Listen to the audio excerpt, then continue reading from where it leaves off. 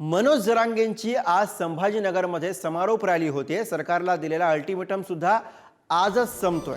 जरांगे रॅलीनंतर काय भूमिका घेणार याकडे अवघ्या महाराष्ट्राचं मराठा समाजाचं लक्ष लागले आहे। छत्रपती संभाजीनगरमध्ये जरांगे पाटील यांच्या शांतता रॅलीचा आज समारोप होतो आणि याच विषयी आपण अधिक बोलूया। सचिन जिरे आपले प्रतिनिधी थेट संभाजीनगरवरून आपल्या सोबत आहेत। सचिन, जरांगे पाटील यांनी सरकारला जो अल्टिमेटम दिला होता त्याचा आज शेवटचा दिवस आणि त्यासोबतच शांतता रॅली आज संभाजीनगरमध्ये थांबणार आहे आणि या पार्श्वभूमीवरती अर्थातच सगळ्यांना प्रतीक्षा आहे ती जरांगे पाटील यांच्या भूमिकेची। काय घडतंय, कसं वातावरण दिसतंय, कशा पद्धतीने आजच्या शेवटच्या दिवशी प्रतिसाद मिळताना दिसतोय?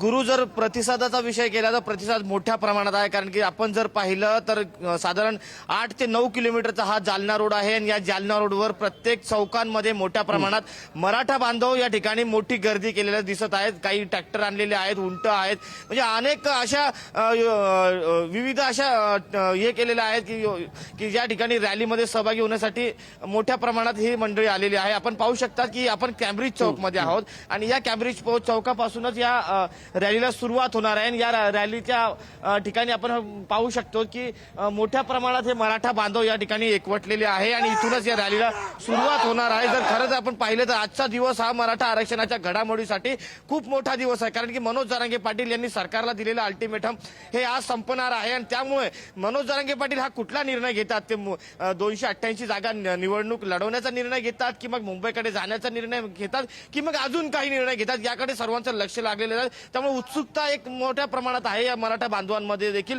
आपल्यासोबत हे मराठा बांधव आहेत, भगिनी आहेत, त्यांच्याशी देखील आपण बोलण्याचा प्रयत्न करूयात। काय सांगाल, आज अल्टिमेटम संपत आहे? सर, आम्हाला काहीच म्हणायचं नाही आहे, आम्हाला फक्त आमच्या मुलाबाळांना आरक्षण पाहिजे आणि याच्याबद्दलच आमचं सर्व लोकांचं आढावा घेणं चालू आहे, बाकी काहीच नाही। आमच्या गरीब लोकांना सवलत मिळावी, आरक्षण मिळावं, मुलांना शिक्षणामध्ये माहिती मिळावी, हे मिळावं काहीतरी आरक्षणाबद्दल। पाहिलं आपण की 7 जिल्हे फिरलेले आहेत मनोज जरांगे पाटील या शांतता रॅलीला घेऊन। हा 8वा जिल्हा आहे, तरी देखील सरकारकडून मागण्या पूर्ण झालेल्या नाहीये अशी परिस्थिती आहे। नेमकं आज मनोज जरांगे पाटील काय बोलणार याकडे संपूर्ण महाराष्ट्राचं लक्ष लागलं आहे। गुरु, अर्थात धन्यवाद सचिन या सगळ्या सविस्तर माहितीसाठी।